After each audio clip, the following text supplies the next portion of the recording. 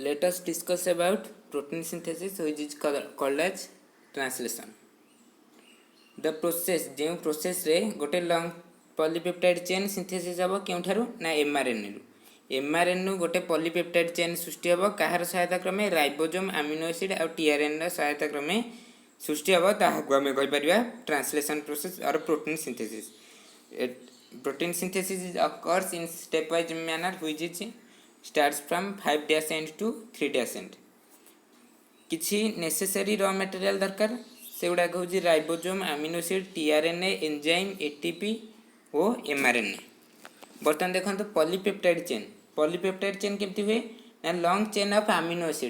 Acid रो गोटे long chain टाको हम कहि परिया पॉलीपेप्टाइड चेन माने पॉली माने अधिक पेप्टाइड माने पेप्टाइड बॉन्ड अधिक गुडे जॉइंट हेले पॉलीपेप्टाइड चेन कहती. पॉलीपेप्टाइड बॉन्डटा दीटा अमीनो एसिड भितर हुए केमती देखो गोटे मनकर अमीनो एसिड 1 बर्तमान लेफ्ट साइड रे अछि डाहाण पट अछि अमीनो एसिड 2 बर्तमान एटा कंडेंसेशन प्रोसेस रे जो वाटरटा रिलीज हबो दीटा जोटा बाकी रहला CO NH सेटा जॉइंट हेगला पॉलीपेप्टाइड बॉन्ड सृष्टि हबो. एमिति बहुत गुडे पेप्टाइड बॉन्ड सृष्टि हेले एटा पॉलीपेप्टाइड बॉन्ड फॉर्मेशन हबो. बर्तमान देखंतु मेकानिज्म प्रोटीन सिंथेसिस तीनटा प्रकार हुए कौन ना activation of amino acid first inactive stage रे होची ताहा सेटा एक्टिवेट हबो तापरे एक्टिवेट अमीनो एसिड टा अटैच हबो का सहित ना टीआरएनए सहित तापरे फॉर्मेशन ऑफ पॉलीपेप्टाइड चेन सृष्टि हबो. बर्तमान देखंतु activation of amino acid are present in cytoplasm in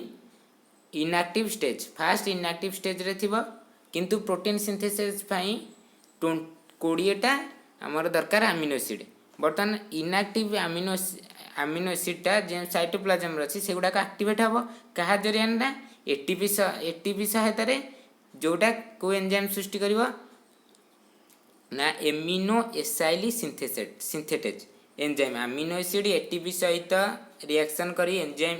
amino acyl synthesize enzyme रो सहायता क्रमे सृष्टि करिवो amino acyl adenylate enzyme complex. Amino acyl adenylate enzyme complex ता सहित पायरोफॉस्फेट गोटे रिलीज हबो एटा इनऑर्गेनिक फॉस्फेट बोली कहंती. बर्तमान देखंतु अमीनो एसिड 1 तापर एटीपी तापर एंजाइम बर्तमान जते मिसी जीवो सेला रिएक्शन कले एटीपी टा बर्तमान उठी जाई किनी ता बदले एएमपी रहिबो एटा कहंती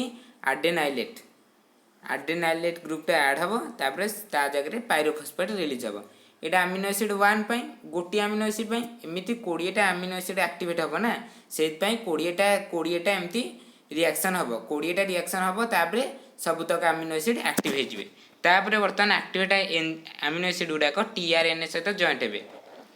बर्तमान देखंतु एक्टिवेट अमीनो एसिड गोटे मनकर फास्टटा टीआरएनए सहित जॉइंट हैला एएमपी जोटा एडेनाइलेट एंजाइम डाटा रिलीज हे जिवो एटा अलग अलग सेपरेट हे जिवो अमीनो एसिड सहित टीआरएनए जॉइंट हे जिवो एमिति 20 टा टीआरएनए जॉइंट हबो 20 टा टीआरएनए दरकार क्रमे ए कॉम्प्लेक्स टा टीआरएनए सहित जॉइंट हबो एटा गोटे कॉम्प्लेक्स हैला एमिति 20 टा कॉम्प्लेक्स हे जिना तेनु 20 टा टीआरएनए हमरो necessary. Formation of polypeptide chain formation जो पॉलीपेप्टाइड चेन हबो तीनटा प्रक्रिया हबो कौन ना chain initiation chain elongation and chain termination. बर्तमान देखंतु इनिशिएशन पई प्रोटीन सिंथेसिस पई गोटे फैक्टर दरकार ता कहंती इनिशिएशन फैक्टर जोटा प्रोकैरियोटिक रे तीनटा इनिशिएशन फैक्टर थाए तेणु initiation factor 1 initiation factor 2 initiation factor 3 किंतु यूकैरियोटिक रे 9टा थाए कौन ना eukaryotic initiation factor 1 eukaryotic initiation factor 2 3 तापरे 4 रो 4टा अछि कौन ना 4A initiation eukaryotic initiation factor 4A तापर 4B 4C 4D तापरे initiation factor 4 5 and initiation factor 6 initiation factor 4 रो 4टा हे गला तापरे initiation factor eukaryotic initiation factor 5 and initiation factor 6 out of this ए दीटा भितरु initiation factor eukaryotic initiation factor 2 and eukaryotic initiation factor 3 attached with the smaller subunit of ribosome रो smaller subunit सहित जॉइंट हबो. It is began with methionine ठु एरा सृष्टि हबो जेउटारे कि AUG इनिशिएशन कोडन थाए किंतु डिसोसिएशन स्टेज रे जेतेले डिसोसिएट स्टेज रे थिबो जीटीपी किंतु प्रमोट करिवो इनिशिएशन फैक्टर जीटीपी हला गुआनाइन ट्राइफॉस्फेट प्रमोट करे the cap region of mRNA mRNA रो गोटे कैप रीजन अछि जोडा को 3' एंड कहती एमआरएनए रो coming from nucleus nucleus to आसीबो attach with smaller subunit of 30s of ribosome mRNA सहित राइबोसोम टा अटैच हैला का सहायता रे ना IF2 फैक्टर द्वारा फास्ट कौन हम ना tRNA carrying methionine is called F met tRNA which is attached with 30s mRNA complex at the stage of 50s subunit it is attached with the smaller subunit to form 70s mRNA tRNA fmet बतन first 30s mRNA जोटा हेची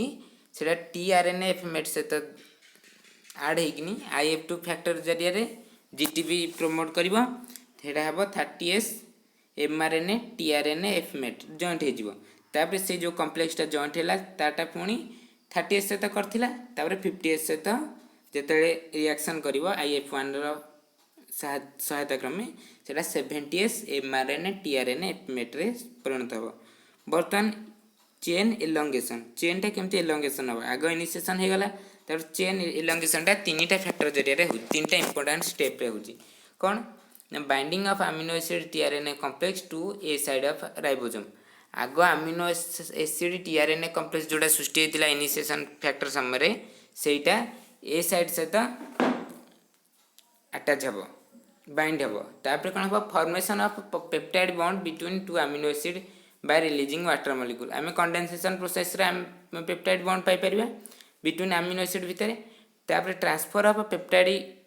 tRNA from A side to P side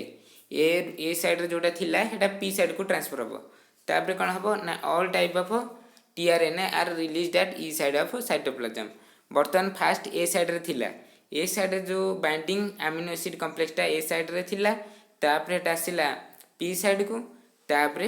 शेष रे release हबो ई side रे तापर एमिति ई side एमिति कंटिन्यू करिवो न्यू कोडन आसीबो तापर एक्सपोज हबो एट ए साइड तापर पुणी आसीबो पी साइड तापर पुणी ई साइड रे रिलीज हम एमती रिपीटेड चलो तापर लास्ट स्टेप हूँ चेन टर्मिनेशन प्रोसेस आमर चेन टर्मिनेशन फैक्टर दरकार जमी इनिशिएशन इनिशिएशन फैक्टर दरकार सेमती टर्मिनेशन कोडन दरकार कोडन कौन कौन UAA UAG UGA ये तीनटा कोडन जो आसिकिनी पहुँचब गोटे चेन जो कॉम्प्लेक्स पाखे जिते पहुँचब से टर्मिनेशन हम इन mRNA टर्मिनेशन हो बर्तमान प्रोटीन सिंथेसिस पूरा कंप्लीटली हो गला thank you and stay tuned.